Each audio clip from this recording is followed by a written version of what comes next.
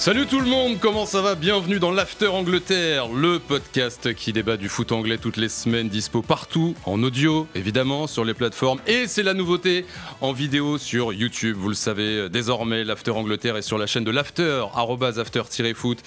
Où que vous soyez, que ce soit à l'écoute ou en vidéo, n'oubliez pas de vous abonner au podcast si ce n'est pas encore fait, de commenter, de noter et surtout d'en parler autour de vous. Merci, vous êtes de plus en plus nombreux toutes les semaines et ça fait plaisir. Le taulier est là, notre drôle de dame anglaise, Julien Laurence. Salut mon Juju. Salut mon Titi, salut à tous. Et le taulier également depuis quelques semaines qui est là désormais avec nous chaque semaine de ce podcast After Angleterre. C'est Rémi Dumont, journaliste RMC Sport. Ça Salut, va, moi je suis juste stagiaire sur cette émission. Non mais stagiaire taulier, mais je pense que tu vas vite devenir co-taulier. Voilà. Et les gars, c'est trop vieux pour la stagiaire de toute façon. On a un invité cette semaine, Rémi Julien, le président du club des supporters d'Arsenal en France. Salut Vincent Harfeux. Salut, bonjour à tous. Merci beaucoup d'être là. Ça fait plaisir. Merci pour votre invitation. Taulier des supporters d'Arsenal. On est entre tauliers aujourd'hui, ça fait plaisir. Tous les ans, on croit en eux. Tous les ans, on se dit que les Gunners vont enfin regagner un grand trophée. Et tous les ans, on est déçus à la fin. 17 points de retard sur Liverpool en championnat, éliminé des 2 coupes nationales. Arsenal n'a plus que la Ligue des Champions, dont il est quand même quasiment qualifié pour les quarts de finale pour sauver sa saison. Alors, faut-il encore croire en Mikel Arteta pour faire gagner Arsenal? C'est notre débat de la semaine. Et dans cette période compliquée, Arsenal a mine de rien, je disais, déjà quasiment assuré sa place en quart de finale de Ligue des Champions. Victoire 7-1 au PSV. Vu le nombre d'absents, c'est quand même pas anodin. On était tous inquiets. On s'est d'ailleurs dit qu'on allait parler d'Arsenal aujourd'hui avant le match. Cette victoire-là, on est quand même tous un peu surpris, Rémi. Ouais, parce que le PSV, mine de rien, a fait des résultats cette saison et puis les saisons d'avant en Ligue des Champions. Et puis voilà, quand on regarde la physionomie du match, ça aurait pu être une victoire du PSV si Saïbari n'avait pas touché la barre transversale. Alors après, évidemment, c'est la physionomie d'un match qui fait que tout peut se passer. Mais c'est vrai que 7-1, c'est costaud, c'est en 8e de finale de Ligue des Champions, c'est pas n'importe quelle compétition, c'est pas n'importe quel stade de la compétition. Donc non, c'est bien, comme tu disais, avec quand même pas mal de blessés. Donc c'est ça aussi qui montre la performance des Anglais. C'est vrai que Julien, c'est le meilleur match d'Arsenal depuis un moment quand même. Hein. C'est une bonne question ça, sur la bonne performance ou pas. Il marque 7 buts sur 8 tirs cadrés.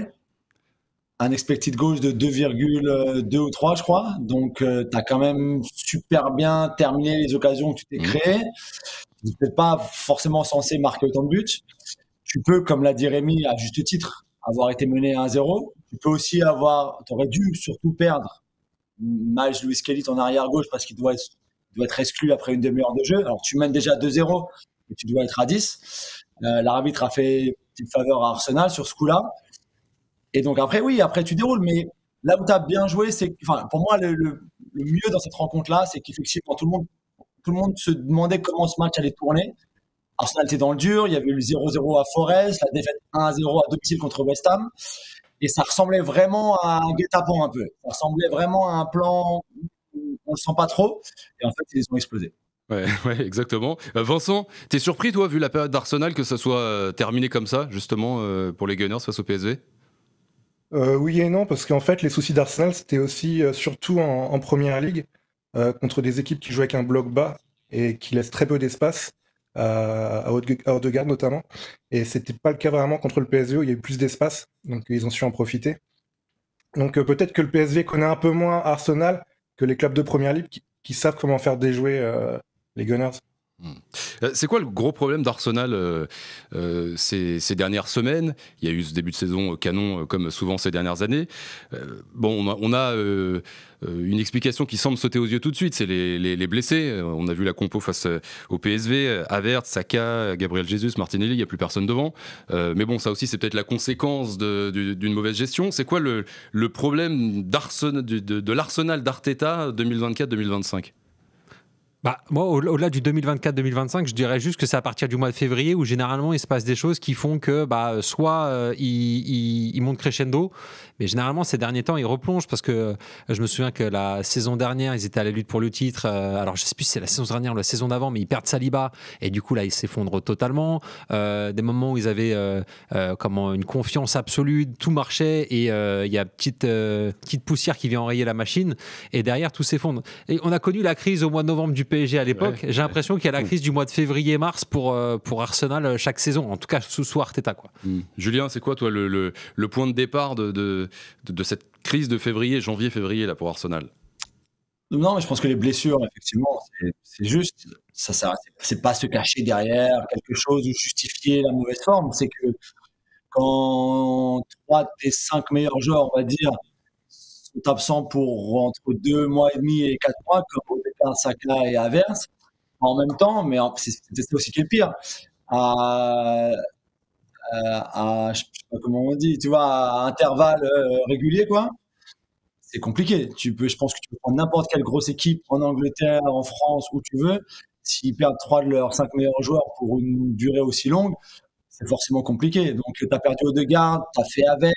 Tu sentais déjà que Saka n'était pas le même quand Odegaard n'était pas là. Odegaard revient, tu perds Saka. Odegaard n'est pas le même quand Saka n'est pas là, parce que la relation est tellement forte entre ces deux-là que t'en perds un, ça impacte l'autre aussi.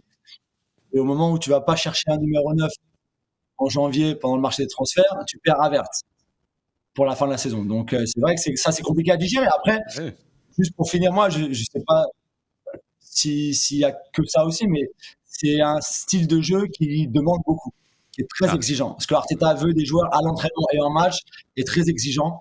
Peut-être qu'à un moment aussi, physiquement, il y a des choses qui ont du mal à être digérées. Et bien justement, on va s'y intéresser dans un instant en détail, mais juste Vincent, sur cette période, sur les blessés, il en a parlé Julien, tu as eu ce mercato de janvier qui était là, tu avais déjà des blessés, tu en as eu pas mal cette saison, tu aurais pu recruter quand même plutôt que de ne rien faire, qu'est-ce que tu en penses? Oui, c'est pour ça que je pense que les blessures, quand on arrivera à faire le bilan à la fin de la saison, les blessures, oui, c'est une excuse, mais pas tant que ça, parce qu'en fait, déjà l'hiver dernier, et même avant, l'été dernier, on voulait recruter un attaquant, un ailier aussi de qualité, et au final, au dernier moment, on signe Sterling en prêt, qui était vraiment un choix par défaut et qui s'est révélé être un mauvais choix. On devait aussi remplacer Ramsdale, on a pris Neto, donc une doublure qui peut pas jouer en Coupe de la Ligue, ce qui nous a forcé à faire jouer des jeunes gardiens de 17-18 ans dans les premiers tours de Coupe de la Ligue. Donc pareil, là, un choix assez bizarre au dernier moment. Voilà, on n'a pas recruté l'attaquant du tout, on a laissé partir Nketiah, et on a laissé partir aussi Smith Rowe et Vieira sans recruter non plus, sans avoir de doublure à haute garde en fait. Donc résultat, on perd Saka, on a Sterling comme doublure et il répond pas présent. On perd Odegaard, on n'a pas de doublure du tout. On perd Havertz et on n'a pas vraiment de doublure parce que Jesus est blessé aussi. Et on a laissé partir Nketiah. Donc oui, il y a un vrai problème à la base en termes de mercato, je pense aussi. Ouais, il y a eu beaucoup de départs, dont celui du directeur sportif. Ça a été un peu la surprise en fin d'année dernière. Edu, qui est parti, qui était arrivé quasiment en même temps qu'Arteta d'ailleurs. Et on va en parler dans un instant.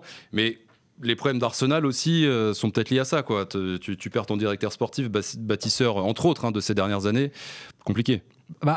Surtout qu'il est parti en cours de saison un petit peu à la surprise générale. Mais moi, je voulais vous remontrer un son dans une interview qu'il avait accordé à Sky Sport en 2021. C'était au moment où Arsenal avait recruté Ben White pour quasiment 60 millions d'euros. Et il y avait déjà des critiques parce que Arsenal était critiqué pour dépenser beaucoup d'argent sur des joueurs dont les supporters n'estimaient pas forcément la valeur marchande à ce prix-là. C'est importante, ouais, donc du coup, je vous propose juste d'écouter Edu à ce moment-là. Je comprends les fans, je comprends leurs raisons et je les accepte. Mais pour créer de bonnes fondations, vous avez besoin de temps. Mais vous savez très bien que vous n'avez pas de temps dans le football. Je sais, c'est pourquoi je prends ce genre de décision. Parfois, vous devez prendre des décisions sans penser à l'avenir. Nous croyons en notre équipe actuelle, mais nous pensons surtout que cette équipe peut être encore meilleure dans le futur.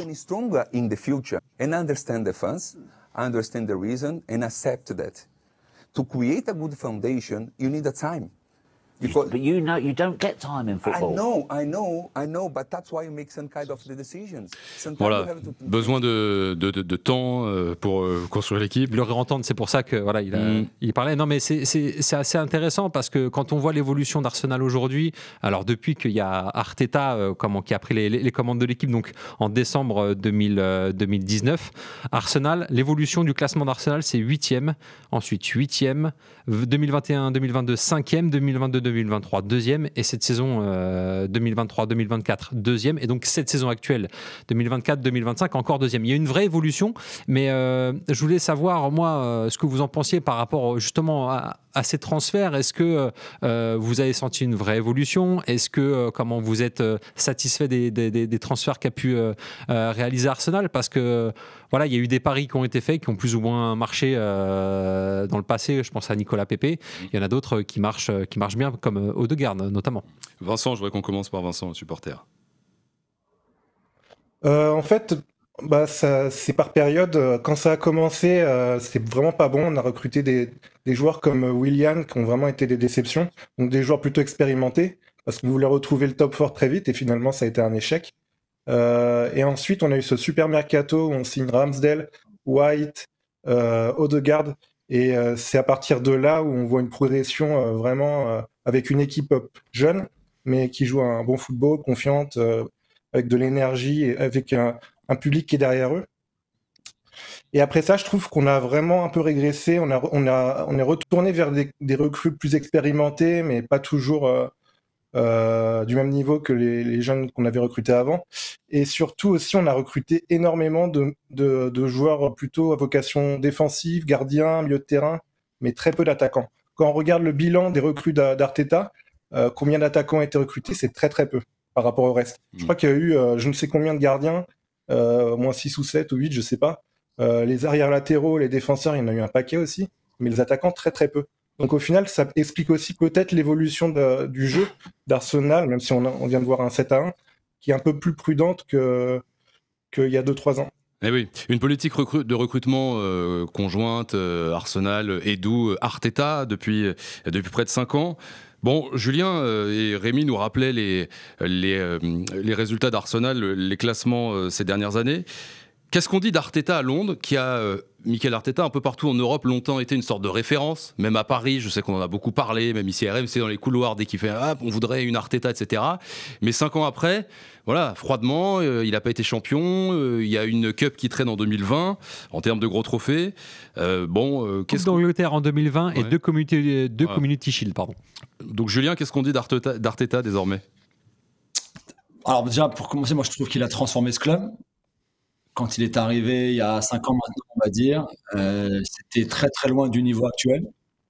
Il a hérité, contrairement à un Guardiola à City ou un Slot à Liverpool pour cette saison, d'un effectif de très moyenne qualité à l'époque. Des Kolasinac, des Holding, des Chambers, des joueurs qui n'avaient rien à faire là en fait. Donc ça prend du temps et de l'argent pour renouveler ton effectif quasiment complètement. Je suis d'accord avec Vincent, il y a des périodes sûrement où ils ont fait quelques erreurs dans le recrutement. Rémi disait aussi, il y a des moments où tu tentes des trucs, ça marche pas, tu as peut-être un petit peu trop payé pour Havertz par exemple, mais ils voulaient vraiment Havertz. Et à l'époque, pour jouer en 8, pour remplacer Xhaka, pas pour jouer en 9. Donc, ils ont fait des choses, ils avaient une vision, notamment au niveau de l'âge des joueurs. Pas toujours été suivi, mais la plupart du temps quand même, des joueurs de moins de 25 ans. Mais moi, je trouve que par rapport à là où il était quand il l'a récupéré et aujourd'hui, tu peux rien lui reprocher finalement. Oui, il manque un titre, d'accord. 3 fois deuxième, parce que je pense qu'ils vont finir deuxième cette saison. C'est pas un scandale en soi. 2 fois, tu es battu par Manchester City, la plus grande équipe de l'histoire de la Première Ligue. Et cette année, par une équipe de Liverpool et Arne Slot qui a marché sur l'eau du début à la fin, qui n'a jamais eu de blessé, qui a tout bien géré. Parfait. Est-ce que c'est un échec? Je ne suis pas persuadé. Jürgen Klopp, en 8 ans, il a gagné un titre de champion. Non, pas un échec. Ça fait 5 ans pour Arsenal, mais il n'est pas titre de champion. On a constaté ses progrès, c'est qu'il a repris Arsenal assez bas. Mais le problème, c'est qu'on a l'impression que depuis 1 an ou 2, il y a une sorte de plafond de verre. Je ne sais pas ce que tu en penses, Vincent. Le but, c'est évidemment de ne pas tout remettre en question, tout ce qu'il a fait. Mais la question, c'est est-ce que Arteta va réussir à refaire gagner Arsenal? Si on pouvait être optimiste sur les premières années, depuis 1 an ou 2, il y a un doute, non, Vincent? En fait, non, je suis d'accord avec ce qu'a dit Julien Laurence, mais c'est vrai que c'est indéniable. Arteta a repris l'équipe, donc elle a terminé 8e plusieurs fois, et maintenant c'est une équipe qui termine dans le top 4, et voire qui termine même 2e régulièrement. Donc déjà, ça c'est... Mais c'est vrai que, est-ce qu'on n'a pas les yeux plus haut que le ventre? Est-ce que viser la première place, et voire même le titre en Champions League, c'est pas un peu trop tôt? Est-ce qu'on devrait pas plutôt prendre un peu plus au sérieux les coupes, sachant que ça fait plusieurs années où on se fait éliminer. Là, on s'est fait éliminer contre Newcastle et Manchester United. Est-ce qu'on est moins fort qu'eux? Je suis pas sûr. Après, c'est sûr que c'est des coupes, donc sur un match, tout peut arriver. Mais là, contre Newcastle, c'était 2 matchs. Donc, je pense que c'est peut-être là la marge de progression, on va dire.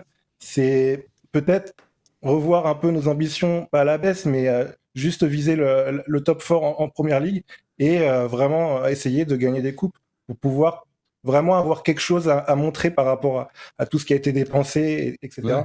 C'est intéressant ce que dit Vincent, et il ouvre ce débat. Est-ce que finalement Arsenal joue dans la même catégorie que City, que Liverpool, qu'un Chelsea les bonnes années, ou alors on est trop exigeant avec Arsenal, Rémi? Je voulais revenir avant de parler de répondre à ta question, juste vous remontrer la compo d'équipe, parce que Julien et Vincent, vous en parliez sur le fait que Arteta a repris une équipe qui était mal lunée. Donc là, on vous affiche la compo du 26 décembre 2019. C'est le premier match d'Arteta à la tête d'Arsenal. Ce sera contre Bournemouth, ce sera un but partout, mais regardez l'équipe.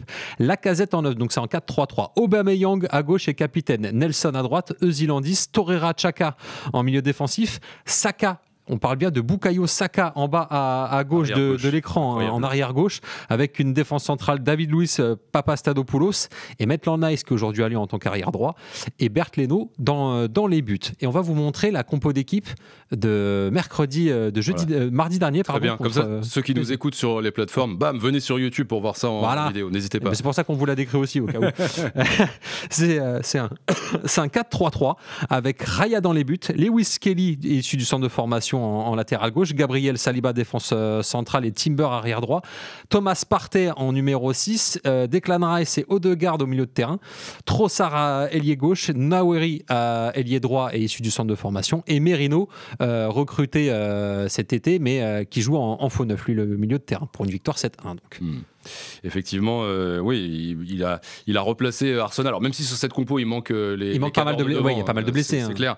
Mais Julien, tu penses toi aussi qu'on est un peu trop exigeant peut-être avec Arsenal, parce que moi j'ai quand même l'impression, vu l'argent qui est dépensé, alors pas cet hiver on en a parlé, mais vu le budget, l'argent dépensé, à un moment donné tu peux peut-être aller te taper avec Liverpool, avec City quand même pour le titre. Ouais, mais moi je suis à fond pour l'exigence, moi. Je suis super exigeant tout le temps avec tout le monde, donc oui, bien sûr, il doit faire mieux.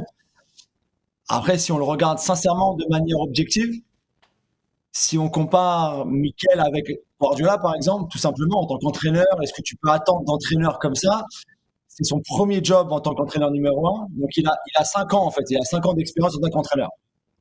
5 ans. Guardiola, en première saison, on va pas faire toute l'histoire, mais bon, la saison 2008-2009 où il gagne tout, c'était il y a longtemps déjà. Arne Slot, même si c'était aux Pays-Bas, c'est pas sa première expérience d'entraîneur à Liverpool non plus. Jürgen Klopp, quand il arrive à Liverpool, c'est pas son premier job, c'est pas 5 ans dans le métier, c'est pas. Donc oui, je pense qu'il a fait des erreurs. Je pense qu'il doit être exigeant et je pense que lui est exigeant. Michael. C'est quelqu'un qui est super exigeant, c'est quelqu'un qui est super intense. Donc lui, il voudrait pas que les choses soient différentes. Il voudrait pas que les joueurs d'Arsenal se disent non mais ça va, deuxième c'est pas mal. Il est pas content Mikel Arteta d'être deuxième. Bon dans les coupes domestiques, d'être éliminé par le Bayern de Munich comme ils l'ont été la semaine dernière en Ligue des Champions, par exemple. Ça lui suffit pas, ça ne le satisfait pas. Donc, Julien, pourquoi nous, juste pour finir, pourquoi nous, on serait, enfin, nous, les supporters, les observateurs, ceux qui analysent son équipe, son jeu, pourquoi on ne serait pas exigeant? Parce que lui-même est exigeant envers lui-même et envers ses joueurs. Rémi. Ouais, mais justement, Julien, toi qui est en Angleterre et qui le côtoie tous les week-ends, est-ce que tu sais si lui, il estime être perçu, en tout cas, il estime que Arsenal est perçu à sa juste valeur ou pas? Parce que c'est vrai qu'entre Liverpool et City, on a eu tendance à miser que sur eux pour le titre de champion d'Angleterre. Est-ce que Arsenal maintenant fait partie toujours des outsiders ou c'est vraiment considéré comme un vrai prétendant au titre?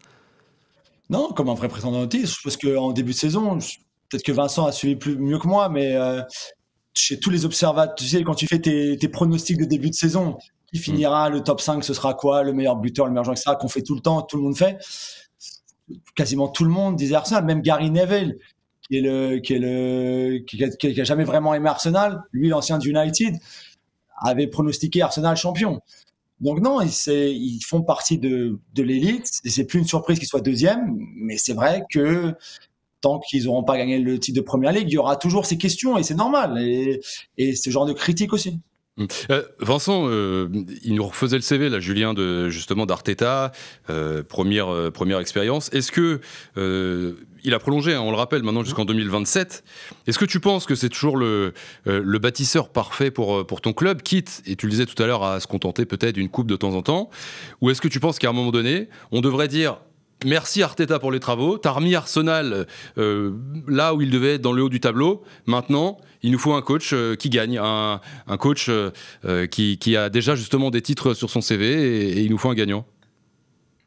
Après, ça n'engage que moi, mais je pense que beaucoup de fans sont plutôt satisfaits d'Arteta et veulent le voir continuer et croient dans cette équipe et pensent que sur la durée, on finira par gagner une première ligue ou un trophée majeur. Moi, je me rappelle des premières saisons d'Arteta qui ont quand même été très très moyennes. Après, comme a rappelé Julien Laurens, il débutait en ce métier, donc c'est normal aussi d'être clément avec lui. Et ensuite, vraiment, l'objectif du club, c'était de retrouver le top 4. Et c'est ce qu'il a réussi à faire. Et ça fait 3 ans qu'on est dans ce top 4. 5 ans, c'est quand même long dans le football actuel. Donc je pense que c'est pas quelque chose de fou pour un supporter d'Arsenal de se projeter sur un après Arteta, même dès maintenant. Enfin, je dis pas qu'il faut le virer aujourd'hui, mais je veux dire qu'il faut se projeter d'ici 1 an ou 2 de voir comment le club peut évoluer avec un autre entraîneur, avec une base solide, un centre de formation qui a encore des jeunes qui vont arriver, Max Daumann qui va arriver, entre autres, qui sont des super jeunes qui vont vraiment s'ajouter au Nwaneri et Lewis Kelly et les Bukayo Saka. Donc je pense qu'il y a une base solide à Arsenal à l'heure actuelle qui font que on peut réussir avec ou sans Arteta. Là, avec Arteta, on arrive à, comme on en parlait, selon moi, un plafond de verre depuis plusieurs années. Donc pourquoi pas changer un jour, mais ou pourquoi pas continuer aussi. Après, c'est aussi la question, quand tu réfléchis à ça, tu te dis, ok, bon, on veut un gagnant, on enlève Arteta, on met qui à la place, Rémi? Ah bah, allez, si j'ai une baguette magique et voilà, on est dans un film, Thierry Henry, même si, parce qu'après son expérience avec les espoirs, notamment aux Jeux Olympiques, tu te dis que voilà, il a peut-être enfin le côté pas gagne, mais le côté savoir-faire, vu le peu d'expérience qu'il avait avant. Pas assurance de ouf non plus quand même. Non, mais bon, tu tentes un pari et puis même, marketingment parlant, t'as Thierry Henry à la tête d'Arsenal, moi j'ai envie de regarder, je m'abonne quoi. Julien. Ouais, je sais pas. Alors, ce qui est intéressant, c'est qu'Andrea Berta devrait arriver comme nouveau directeur sportif, donc tu vas entrer dans un nouveau cycle. Il était à l'Atlético et l'Europe se l'arrachait. Exactement, pendant très longtemps. Et donc, tu reformes un genre de partenariat, finalement, Arteta et un autre directeur sportif, comme il l'a fait avec Edu pendant 4 ans, on va dire, 4 ans et demi. Donc, ça va être intéressant de voir. Donc, dans un sens, tu es au début d'un nouveau cycle ou un mini-cycle. Une cyclette, si tu veux. Et j'aime bien. On va voir ce que ça va donner. Ouais. Mais pour moi, je le garderai. Ouais. Ok. Oui, après, c'est ça. Quand tu regardes ceux qui sont libres, je sais que Rémi, tu nous as fait une petite liste. Non exhaustive. Hein, ouais. Oui, mais du coup, il n'y a pas un nom, tu vas nous le donner, mais il n'y a pas un gars où je me dis effectivement, Arsenal doit virer Arteta et mettre ce gars, quoi. Southgate, Joachim Löw, Ten Hag, Xavi, Allegri, Tedesco, Tudor ou encore Zizou et Thierry Henry, par exemple. Ouais, voilà, Zizou, ok. Ouais. T'as pas cité Domenech non plus, Kelly. Non, c'est vrai. Il reste. Roland Courbis. Ouais, coach. On leur souhaite plutôt coach que Raymond. On l'embrasse. Rapidement, il nous reste peu de temps, les gars. Laissons-lui déjà cette fin de saison. La Ligue des Champions, on le disait, c'est la dernière possibilité pour Arsenal, quasiment qualifié en quart de finale. Ce sera Madrid en quart, le Real ou l'Atlético. Bon, est-ce que vous croyez cette année un Arsenal? Je sais que Thierry Henry, justement, on en parlait, n'exclut pas une victoire finale d'Arsenal. Rémi? Pourquoi pas, parce que mine de rien l'équipe est jeune et elle se connaît, ça fait un certain temps qu'il est là, Arteta, donc il y a de la confiance, il y a du savoir-faire, il y a du relationnel et du vécu. Après la Ligue des Champions, je sais pas entre guillemets ce qui est le plus dur entre gagner la Première Ligue ou la Ligue des Champions. Bon, je dis quand même la Ligue des Champions, mais ce que je veux dire, tant qu'ils n'ont pas gagné en championnat le trophée de la Première Ligue, je trouve ça compliqué de dire qu'ils peuvent gagner la Ligue des Champions, d'autant plus que les derniers vainqueurs de la Ligue des Champions ont souvent été ceux qui ont gagné leur propre championnat avant. Vincent, t'en penses quoi? Ouais, c'est clair que c'est un peu vraiment, c'est compliqué de s'imaginer que ça puisse se passer, mais bon, ça reste une coupe, on verra bien. Quand on était en finale en 2006, on était quasiment 5e, 4e en Première Ligue, on s'est qualifié pour le top 4 à la dernière journée, donc on n'était vraiment pas le champion en titre. Donc voilà, on ne sait jamais. Par contre, quand on voit l'équipe, donc Merino, s'il termine la saison en attaque, on imagine mal. Quand on compare l'attaque d'Arsenal avec celle du Real Madrid, par exemple, ça risque d'être compliqué. Ouais. Bon, je pars sous le contrôle de Julien, mais je crois que Saka devrait pouvoir être de retour normalement pour le quart de finale face à Madrid. C'est vrai qu'un Real Arsenal en quart, Julien, on signe. Hein, c'est beau, oui, c'est beau. Ouais, c'est beau. Martinelli va revenir, Saka, ils espèrent, oui, on verra. Mais après, c'est vrai que pour l'instant, avec les blessés actuels, ça paraît quand même un petit peu compliqué d'aller tout au bout en Ligue des Champions aussi. Merci les gars, et en attendant le quart de finale, il y a le 8e retour la semaine prochaine à l'Emirates face au PSV, il y a United ce dimanche à Old Trafford également, on regardera ça, toujours très intéressant. Merci beaucoup Vincent Harfeux d'être passé nous voir, on te souhaite une bonne fin de saison avec Arteta. À très vite sur RMC. Merci à vous. Ou dans l'After Angleterre. Merci mon Juju, à la semaine prochaine. Merci Rémi. Merci à vous deux les gars. Bonne fin de semaine. Merci à Brian le Babasseur et à toutes les équipes techniques et de prod pour cet After Angleterre qui, je vous le rappelle, est dispo désormais sur YouTube. N'hésitez pas à venir nous voir, à vous abonner. Merci à tous. À la semaine prochaine. Ciao. RMC After Angleterre.